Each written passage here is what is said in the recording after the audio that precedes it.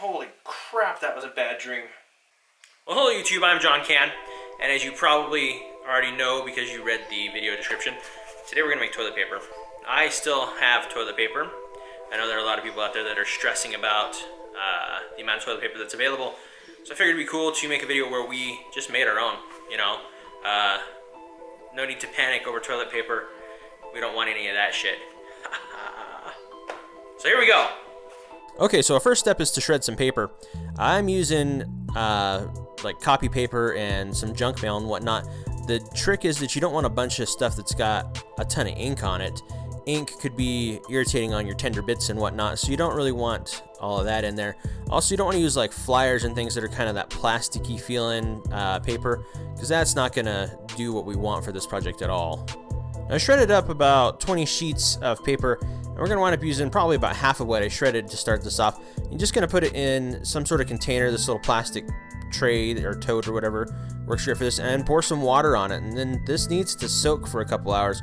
I let it sit for about 4 hours, kind of stirring it every now and then we'll come back to it after it's soaked for a bit.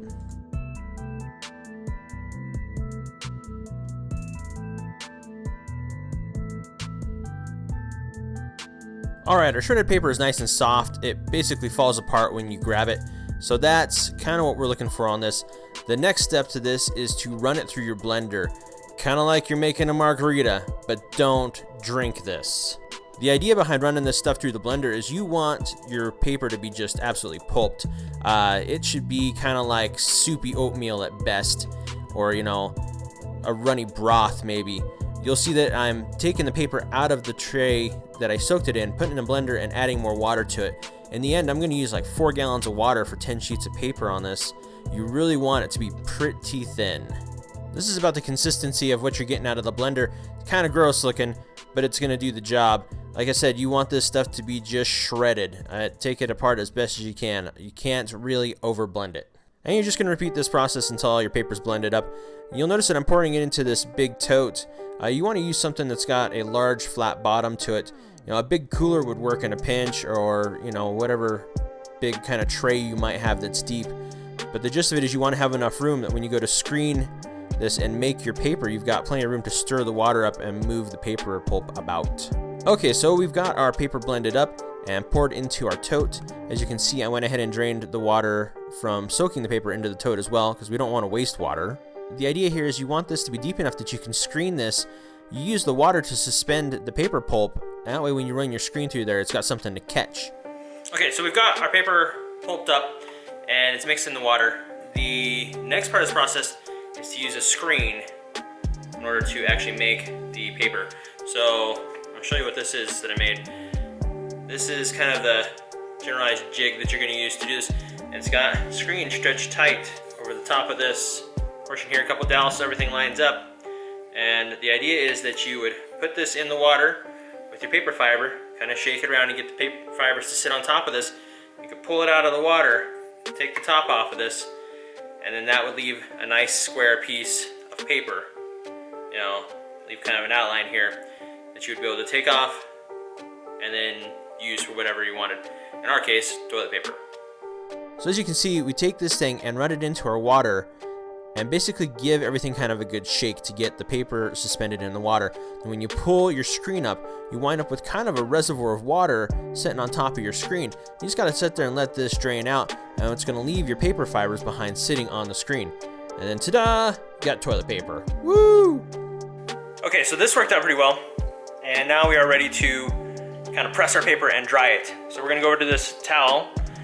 Don't use a new towel, use something old and nasty, so that your girlfriend doesn't yell at you for using her nice new towels. This one's got a couple of stains on it, you know, so we'll use it. So this is honestly the most complicated part of this process. You're going to leave the paper on the screen. Using a piece of tin foil, you're going to try to push the water out of the paper through the screen. You want to push just hard enough that your paper sticks to your tin foil. That way when you peel your tin foil back up, it takes the paper with it, just like this. You're gonna leave your paper on your tin foil. Don't peel it off yet. You're gonna flip this thing over and put it on your towel, and push it down to get some more of the water out. You don't want to press real hard because it'll push your paper fibers too close together. You want this to be soft. Gotta remember, it might be used on lady parts. Now you're ready to peel the stuff off of your tinfoil. Take your time and be gentle with it. It's not a race. This stuff is going to be fairly fragile when it's wet. Nice. Your TP should look something like this. Now we're just going to lay it out on another towel and let it dry. Now you just repeat this process and make as much TP as you think you need. You can use your tinfoil over and over again pretty easily. The thing that you'll notice is that it'll start to get paper fibers stuck on it because, you know, when you peel your paper off of there, it doesn't come off totally clean. It's pretty easy to get the paper fibers off there. Just rub your hand across it and take the fibers off, throw them back in with the rest of your pulp. You'll probably notice as you make more and more toilet paper that your water has less pulp in it, so you wind up with thinner and thinner sheets. The trick is that you gotta start running your screen through a couple of times in order to get enough fiber on top of your screen.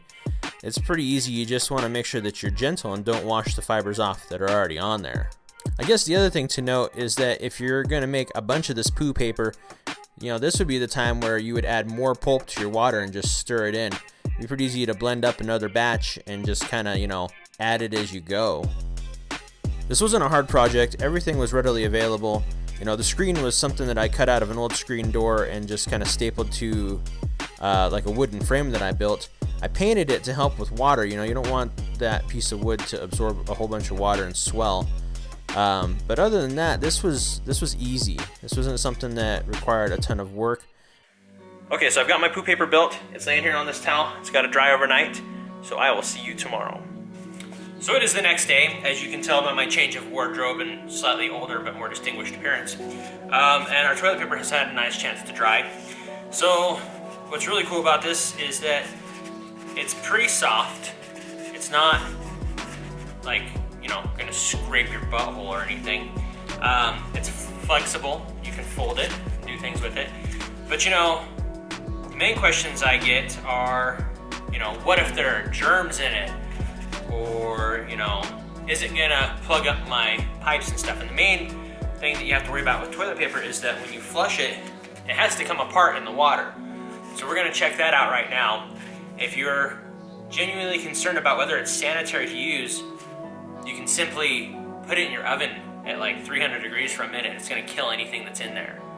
You know, don't catch your house on fire or do anything stupid like that. But you could, in theory, you know, sanitize it that way. So yeah, so let's go check it out and make sure that it dissolves in water. So I figure the best way to test this is to, you know, use some real store-bought toilet paper as a control. So on the right hand side you've got the stuff that I made, and on the left you've got the stuff I bought at the store. And basically I just tossed it in the water and set a timer. We're gonna let it sit there for about 10 minutes, give it a stir about once a minute and see how it's kind of coming apart.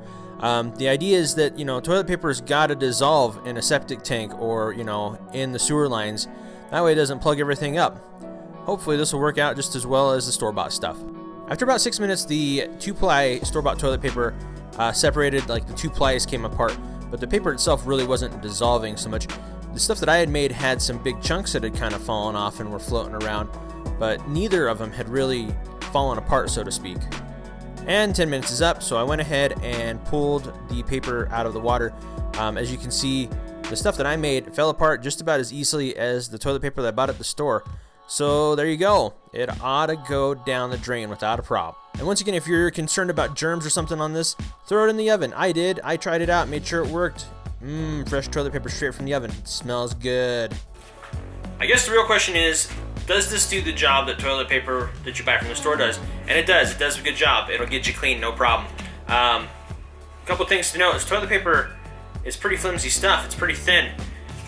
This is fairly thick paper. You don't need nearly as much to do the same job. It's not gonna let your finger through as easily as this stuff does. So you don't need to fold up a whole bunch of it to get the job done. Just a little bit goes a long way. That being said, if it's not flexible enough for you, you can kind of crumple it up and work it around, and that'll get you a little more flexibility to help you get into your crevices and whatnot. So, you know, that's important. Also, because it is thicker, it needs a second in the water before you flush it. So finish your business, you get up, you wash your hands, do your ABC song or happy birthday twice or whatever it is, they get you your 20 seconds of hand washing, and then go back and flush the toilet. Don't forget to flush, that'll make everybody cranky. But yeah, this does the job. I know because I've tried it. Got to try out your experiments and your projects, right? So yeah,